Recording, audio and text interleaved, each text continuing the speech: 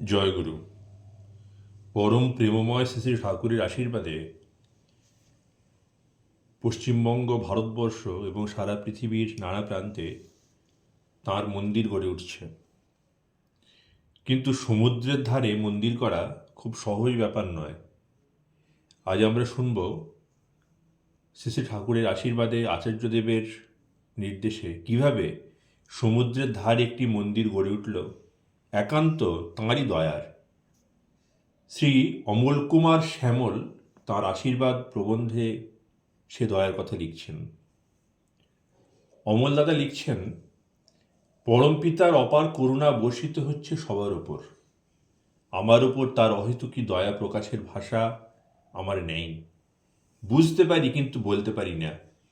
মেদিনীপুর জেলায় কাঁথি থানার অন্তর্গত জুনপুট সমুদ্র সংলগ্ন মেন রাস্তার পাশে ফরিদপুর মৌজায় একটি ছোট্ট জায়গা দান করেছিলেন শ্রদ্ধেয় প্রসন্ন কুমার খাটুয়া ও তার পরিবার। তখন আমরা 5-7 জন দীক্ষিত ওই জায়গায় একটি ছোট্ট খড়ের ঘর বানিয়ে প্রত্যহ প্রার্থনা করতাম। নদীর এক কূল ভাঙে আর এক কূল গড়ে। অনতি দূরে সমুদ্র আস্তে আস্তে এগিয়ে আসছে উপকূল সংলগ্ন গ্রামের দিকে। উপকূলবাসী আমরা সবাই উদ্বিগ্ন।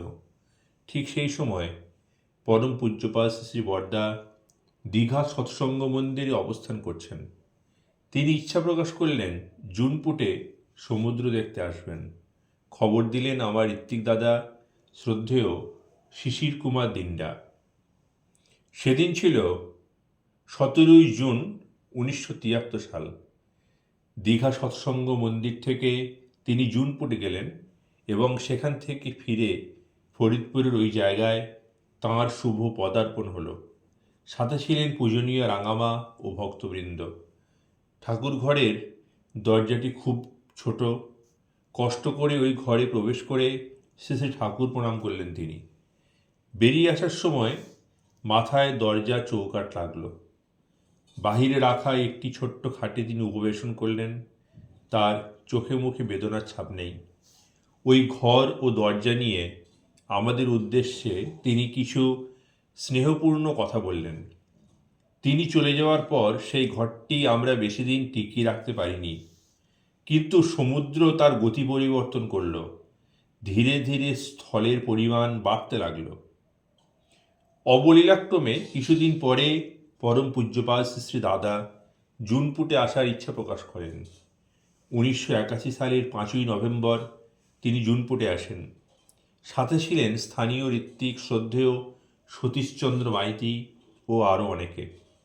জুনপুট যাওয়ার পথে শ্রদ্ধেয় সতীশদার মাধ্যমে শ্রী শ্রী ঠাকুরের ওই জায়গার খোঁজ খবর নেন তিনি।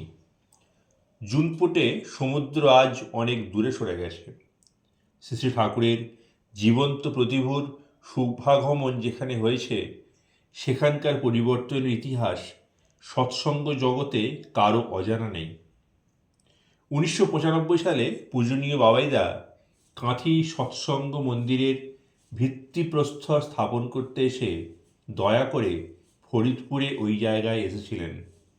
তাঁর প্রেরণাদীপ্ত আশীর্বাদে আমরা সবাই উদ্বুদ্ধ হয়েছি, কিন্তু মন্দিরের কাজ শুরু করতে পারিনি। পূজনীয় বাবাইদা শ্রদ্ধেয় অন্নদা মাঝিদাকে দিয়ে মন্দিরের নকশা করিয়ে নিলেন।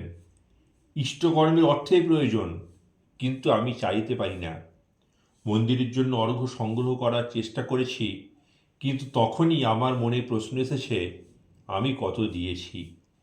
5-6 কিলোমিটারের মধ্যে 3টি মন্দিরের 2টির কাজ চলছে।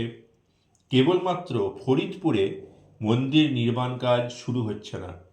অথচ শ্রী শ্রী ঠাকুর পরিবারের অনেকেই দয়া করে এখানে শুভাগমন করেছেন। অবশেষে ব্যর্থতার জ্বালা মাথায় নিয়ে শ্রী শ্রী ঠাকুর বাড়ি গেলাম। সান্ধ্য প্রার্থনার পর পূজনীয় বাবাইদা রিসেপশনে বসে আছেন। ভক্তমণ্ডলীর মধ্য থেকে আমিও প্রণামের সুযোগ করে নিলাম। ফরিদপুর মন্দির নির্মাণে আমার অপারগতা স্বীকার করার পূর্বেই তিনি আমার উদ্দেশ্যে বললেন, গিয়েই মন্দিরের কাজ শুরু করতে হবে। ঘর থেকে বেরিয়েই 10-20 হাজার টাকা মানুষের কাছে চাওয়া যাবে না। মানুষ টাকা দেয় ঠাকুরকে, কিন্তু মানুষের বিশ্বাস হারানো যাবে না। আমরা যারা মন্দিরে থাকি, আমাদের আদর যত্ন ভালোবাসার মধ্য দিয়ে মানুষ যত ইষ্টমুখী হবে, মন্দিরে মানুষের যাতায়াত যত বেশি হবে,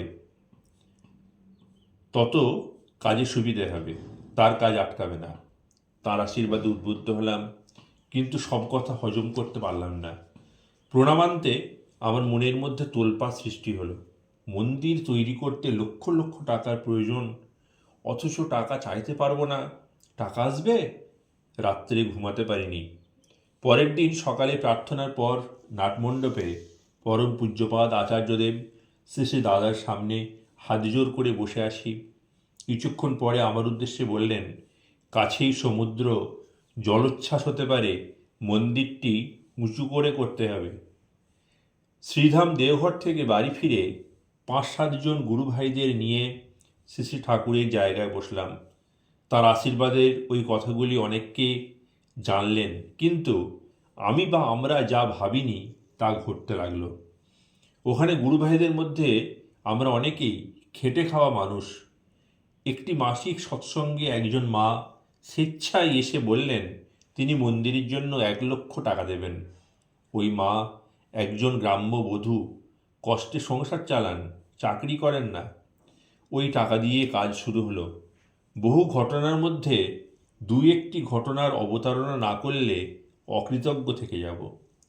প্রথম তলায় ইটের কাজ হচ্ছে। রাজমিস্ত্রি আমাকে মজুরি বাবদ 500 টাকা চাইলেন, কিন্তু আমি সংগ্রহ করতে পারিনি। ওই মন্দিরটি বাজারের ওপর। বকুনির ভয়ে আমি ওই মিস্ত্রির সাথে সন্ধ্যায় দেখা করিনি। পরের দিন সকালে ভয়ে ভয়ে এলাম। ওই মিস্ত্রি দাদা আনন্দে বলছেন, আপনি টাকা না দিলেও ঠাকুর 500 টাকা গতকাল সন্ধ্যায় পাঠিয়েছেন। কে সেই মাধ্যম? নাম না করে বলতে চাই, তিনি কাঁথির একজন সৎসঙ্গী। জিজ্ঞাসা করায় তিনি বললেন 500 টাকা তার কাছে ছিল, কে যেন জোর করে ওই টাকা নিয়ে পাঠিয়ে দিলেন। বোঝে প্রাণ বোঝে যার। এমনি করে বহু ঘটনা ঘটেছে যা প্রকাশ করার ভাষা আমার নেই। মন্দিরের 2 তলার ছাদ দেওয়া হবে। কাঁথি থেকে শ্রদ্ধেয় ঋত্বিক দাদারা সেখানে উপস্থিত আছেন। তার মধ্যে একজন ঋত্বিক দাদা অফিসে বসে মন্দিরের হিসেব খাতা দেখছেন আর হাসছেন।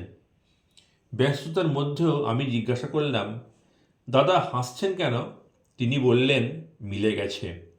অর্থাৎ তিনি মন্দিরের জন্য যা দিয়েছেন তা আমি লিখে রেখেছি।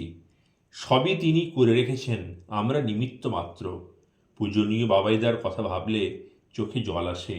মানুষ টাকা দেয় ঠাকুরকে, মানুষের বিশ্বাস হারাতে নেই। পূজনীয় বাবাইদা আমাকে হতাশ হতে দেননি। যখনই দেওঘর যেতাম, নির্মীয়মান মন্দিরের ছবি নিয়ে যেতাম। তিনি ছবি দেখে বলতেন, বাহ, খুব সুন্দর হয়েছে। এই আশীর্বাদই আমাকে প্রেরণা জুগিয়েছে। এই কাজ করতে তাঁর দয়ায় স্রোতের মতো টাকা এসেছে।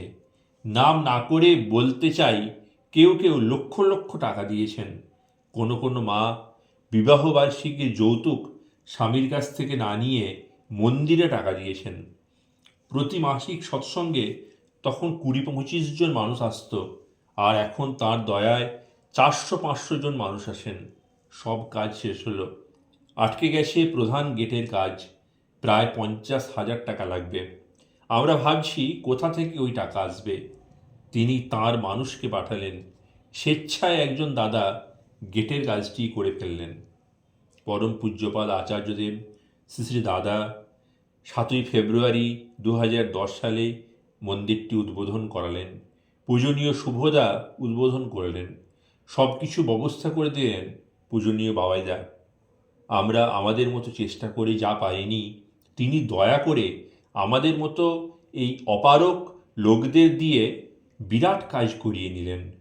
মাত্র 17 বছর বয়সে হাই স্কুলে পড়ার সময় তাঁর দীক্ষা নিয়েছিলাম।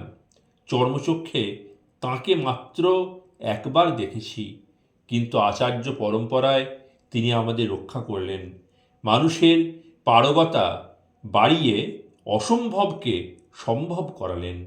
শ্রীচরণে প্রার্থনা, চরণে পেয়েছি ঠাঁই, এ পাওয়ার সীমা নাই। জনমে জনমে তব রাতুল চরণে আশ্রয় যেন পাই। জয় গুরু।